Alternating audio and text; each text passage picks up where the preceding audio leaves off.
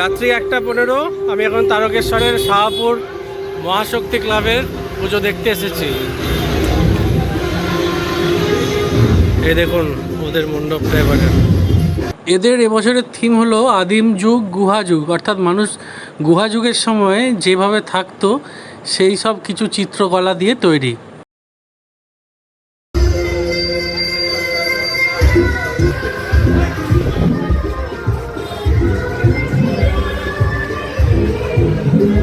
রায় ওর মায়ের কোলে ঘুমাচ্ছে।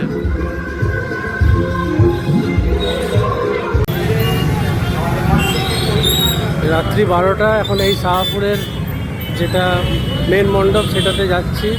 এই অবস্থাটা দেখুন, হেঁটেই যাওয়া যাচ্ছে না এখনো, এত ভিড়।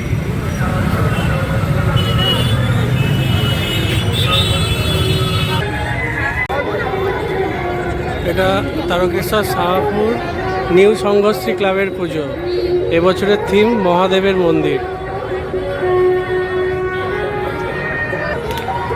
চলুন এবার এদের দেবী প্রতিমা দেখায়।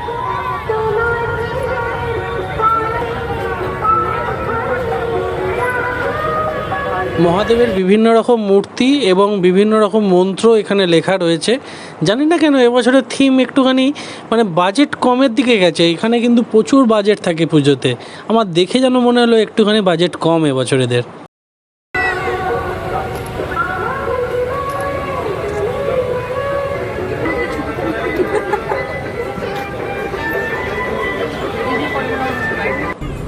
রায় ঘুমিয়ে গেছে, ওকে আর গাড়ি থেকে নামাবো না। আপনারা হয়তো ভাবতে পারেন ওর উপর কষ্ট দিচ্ছি, সেটা কিন্তু একদমই না। ও এতক্ষণ জেগেই ছিল, এবার ফেরার পথে ঘুমিয়ে গেল ওই মণ্ডপটা থেকে বেরোতে।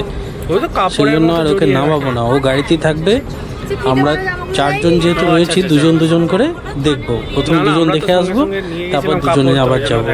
আর এখন যাচ্ছি 10 ঘোড়ার দিকে। চলুন, 10 ঘোড়াতে নাকি এবছরের সব থেকে বেশি বাজেটের পুজো হচ্ছে, তো সেটা দেখে আসি। চলুন।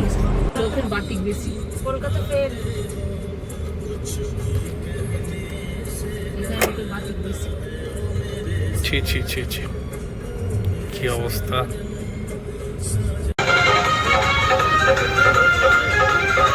12:30 পৌঁছে গেলাম 10 ঘোড়াতে। 10 ঘোড়ার যেটা মেন স্কুল মাঠে হয় ওই মণ্ডপটায় যাচ্ছি। অনেক দূরে পার্কিং পেয়েছি, প্রায় 3 মিনিট হাঁটছি, এরপরে এসে পেলাম পার্কিং। চলুন দেখাই এখানে কি করেছে। লাইনটা দেখুন মণ্ডপে যাওয়া।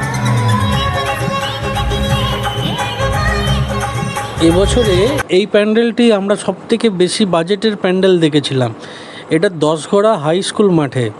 এদের থিম হলো গুজরাটের যে সোমনাথ মন্দির আছে, সেই সোমনাথ মন্দিরের আদলে তৈরি এদের এবছরের প্যান্ডেল।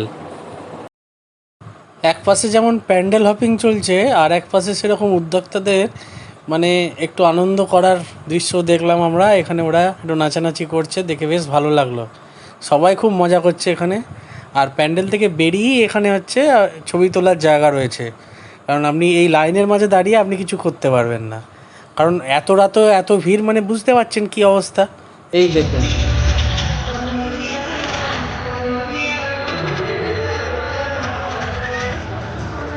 এটা গুজরাটের সোমনাথ মন্দিরের আদলে করেছে মণ্ডপটা, দেখুন।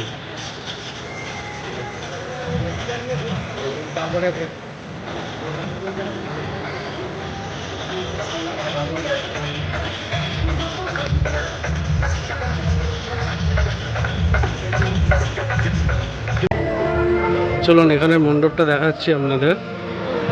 মাতৃমূর্তি, এটা এখানে সব থেকে বড় পুজো এখানে। আরে